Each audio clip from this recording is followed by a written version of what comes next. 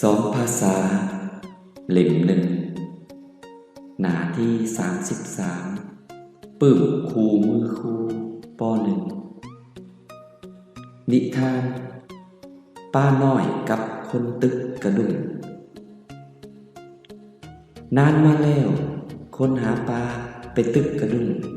ได้ปลาน้อยตัวหนึ่งก็จับเอาปลาออกหวังจะปอนลงในของแต่ในขณะนั้น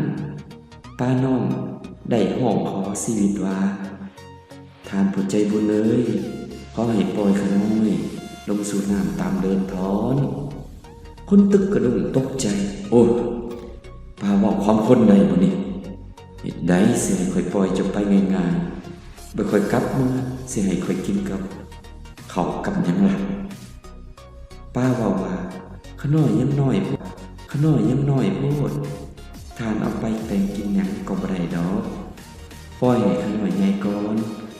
บ่ดนขน้อยก็ใหญ่ขึ้นทานตึกได้ขน้อยแล้วจึงคอยเอาไปเฮ็ดอาหารตามใจทาน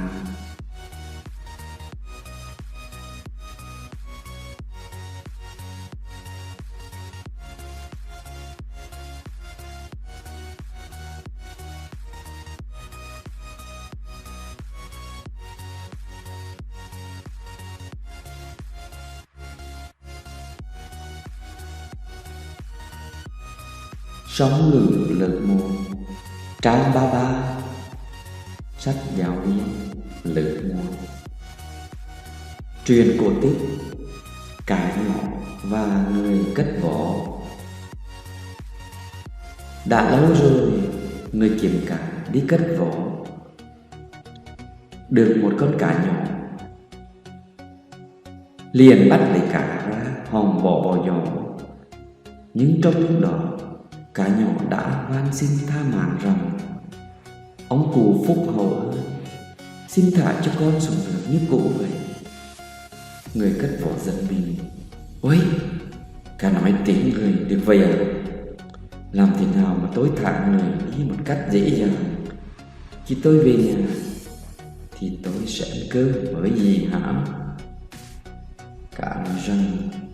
con còn nhỏ quá, con còn nhỏ quá. Ngài đem đi chỉ biến thức ăn